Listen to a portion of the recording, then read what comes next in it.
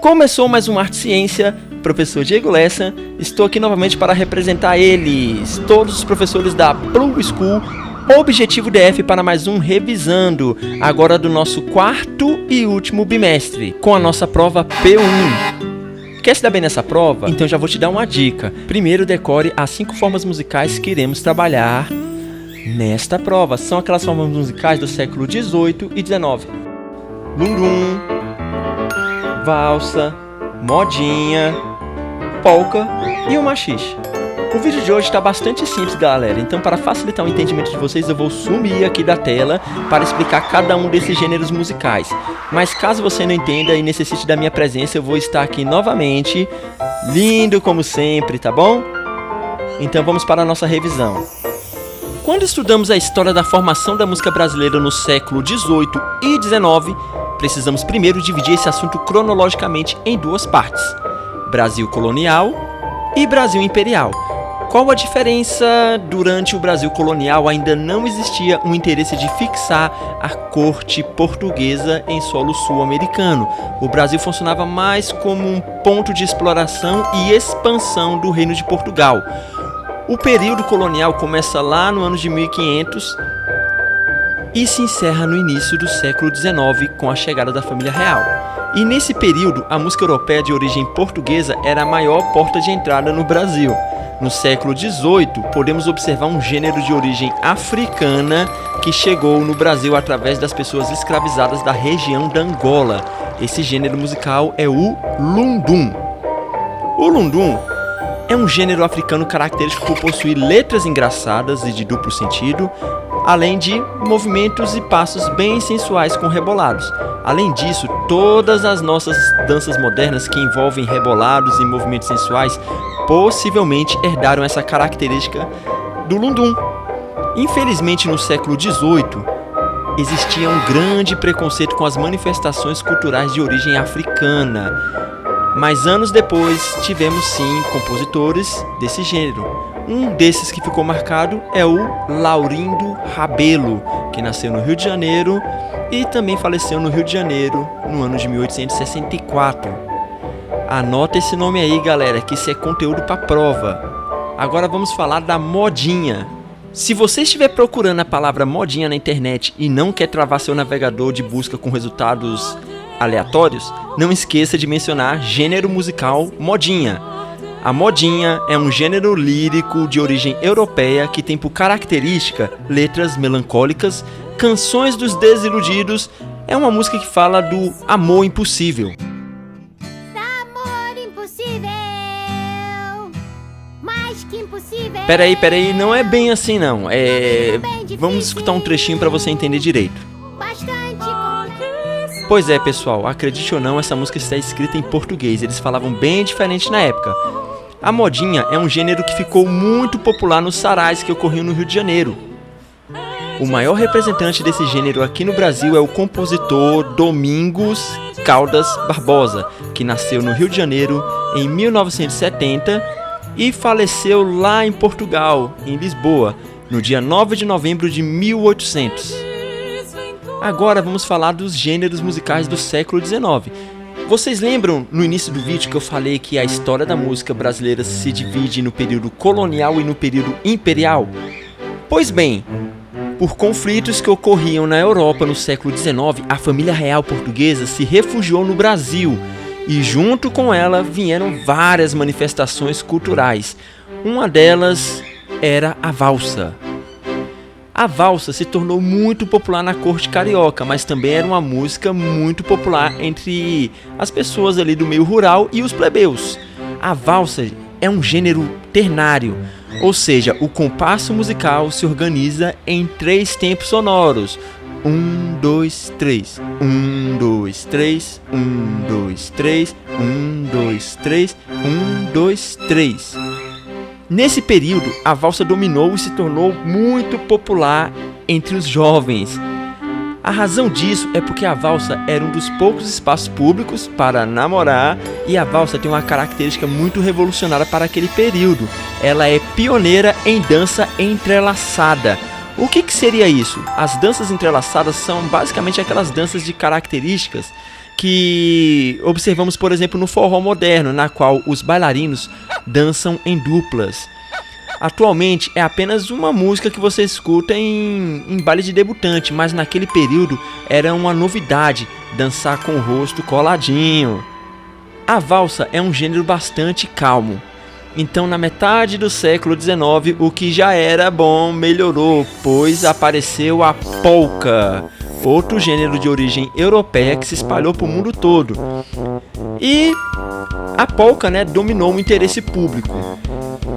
Quais são as características desse gênero, A polka é um tipo de dança também entrelaçada, igual a valsa. Só que a polka, ela tem a sua estrutura binária, ou seja, baseada em 2 tempos. Por exemplo, 1, 2, 1, 2, 1, 2, 1, 2. E os bailarinos dançam saltitando. Ou seja, a polka, ela caiu no gosto do povo, praticamente substituiu a valsa, porque agora nós temos 2 coisas interessantes acontecendo aqui. Uma dança entrelaçada e animada ao mesmo tempo. Mas ainda pode melhorar. Vocês lembram no início do século XVIII que eu citei a modinha e o lundum? Pessoal, o lundu, ele acabou entrando devagarzinho na cultura popular e se misturou com esses gêneros que já existiam. No caso, ele se misturou com a polka e foi entrando devagarzinho, até que não dava mais para você chamar aquilo de polka, porque gerou um novo movimento musical que vamos falar agora. Esse gênero ficou conhecido como machixe. O machixe, que também é o nome de um vegetal, é um tipo de dança que unia vários elementos que foram evoluindo e se misturando na cultura brasileira. É um gênero de dança entrelaçada, igual a valsa, é um gênero animado, igual a polka, e agora é um gênero com características de rebolado, que foi uma influência ali que ele herdou do lundum. Lembra que eu falei que o lundum era um gênero musical que ficou ali no século XVIII, muito criticado por ter raízes africanas? Pois é, pessoal, o lundum acabou entrando devagarzinho na cultura brasileira até que, explodiu. O machixe foi um gênero muito criticado na época justamente por essas características. O machixe é uma dança para pares com rebolados sensuais, movimentos muito próximos e a mão do cavalheiro encostando na cintura da dama, e também com rodopios muito envolventes, características essas que não eram muito aceitas para as pessoas da época. Um dos maiores divulgadores desse gênero foi o bailarino, ex-compositor, e bailarino Duque, que fez apresentações de machixe no Brasil e na Europa com a sua companheira de dança Gabi.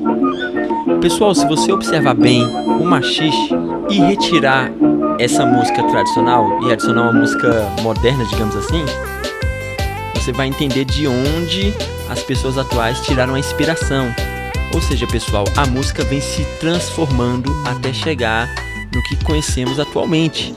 Quando estudamos sobre a história da música brasileira e seu desenvolvimento, não podemos deixar de citar a história da Bossa Nova e da Jovem Guarda. São 2 movimentos muito importantes para o desenvolvimento da história da música brasileira, com artistas consagrados. Alguns já partiram e outros seguem vivos na carreira artística ainda nos dias atuais. A nossa prova é uma releitura e análise desses 2 gêneros musicais que marcaram a história do Brasil na década de 60. Vamos começar então com a Bossa Nova.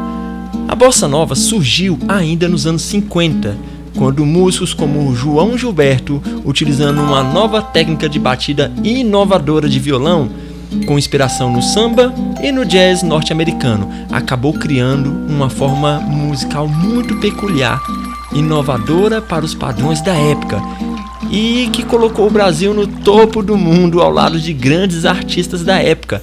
Embora já existiam alguns rascunhos do padrão rítmico da Bossa Nova, que era inspirado no samba, muitos historiadores da música acabam considerando o nascimento e a consagração desse gênero com a música Chega de Saudade, de João Gilberto, que foi lançada em agosto de 1958 como single e posteriormente recebeu o nome de um álbum em 1959 com outras canções. Uma das principais características da Bossa Nova, além do toque marcante do violão, é o que chamamos de canto falado. Como o próprio nome diz, é uma técnica que tem como base a fonologia prosódica. Na prática é bastante simples. e está presente em muitos gêneros musicais como rap, hip hop. Geralmente, mesmo artistas de outros gêneros musicais, às vezes fazem uso desse canto falado quando querem enfatizar uma mensagem ou narrativa na música, técnica que podemos perceber 100% nas batalhas de rap. A canção mais famosa do gênero bossa nova, sem dúvidas, é Garota de Ipanema, uma obra-prima de Tom Jobim e letra de Vinícius de Moraes. Foi composta em 1962. Um ano após sua gravação, recebeu uma versão em inglês. A jovem que inspirou a canção se chama Elô Pinheiro. Talvez você conheça ela. É mãe da apresentadora Ticiane Pinheiro, que é ex-esposa do empresário e também apresentador Roberto Justus. Personagens esses que você pode conhecer se ainda faz uso daquele aparelho antigo chamado televisão aberta. Como surgiu a música? No inverno de 1962, Elô passava pelo Bar Café Veloso, na praia de Copacabana. Os compositores que frequentavam o local viram a garota e, inspirados nela, compuseram a canção. Garota de Ipanema é a segunda música mais gravada no mundo todo, perdendo apenas para Yesterday, do grupo Beatles. A música já esteve também no top 10 mundial e é a canção brasileira mais regravada de todo o mundo. Mais de 400 vezes, incluindo por artistas consagrados como Frank Sinatra, Amy Winehouse, Madonna, Tim Maia, entre outros. Também é uma música que já apareceu em diversos filmes, mesmo que às vezes como um clichê de elevador, banheiro ou aeroporto. A bossa nova é um gênero que se findou no ano de 1966. Isso significa que acabou? Não. Na verdade, não é um gênero morto. É que ela evoluiu para uma nova forma conhecida como MPB ou música popular brasileira. Isso decorreu devido às mudanças políticas e sociais do Brasil.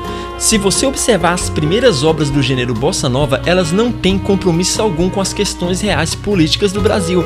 Fator esse que não passa batido pelos artistas a partir do golpe de 1964. Assim como nos dias atuais, que vivemos uma polarização política, isso também acontecia naquela época, pois surgiu a Jovem Guarda. A Jovem Guarda foi um movimento que teve diversos artistas, mas 3 deles com certeza se destacaram, que é Erasmo Carlos, a cantora Vanderleia e também você conheça esse aqui, Roberto Carlos, que não é Papai Noel, mas está presente em todos os natais para alegrar as criancinhas.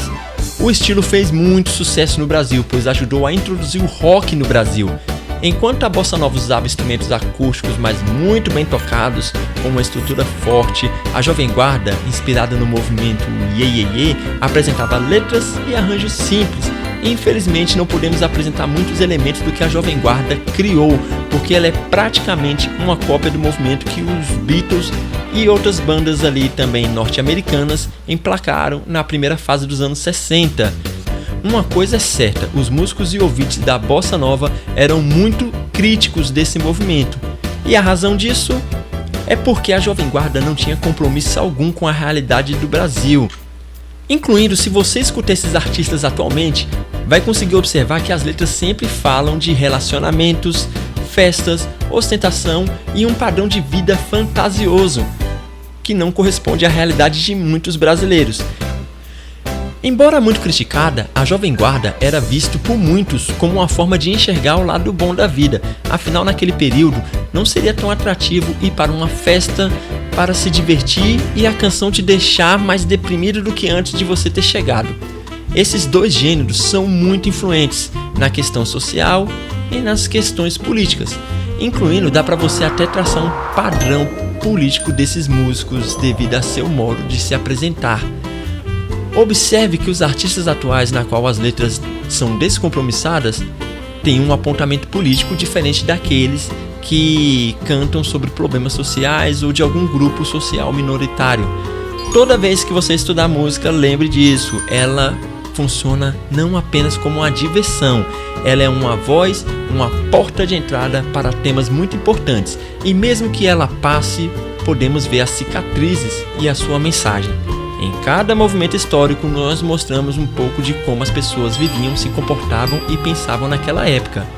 E agora tudo que eu posso fazer é desejar uma ótima sorte para vocês. uma boa prova. Não esqueça de deixar o seu apoio. Dá muito trabalho fazer esses vídeos e o seu apoio significa muito para que os vídeos fiquem sempre em alta na plataforma do YouTube. Um forte abraço, uma ótima semana. Tchau, fui!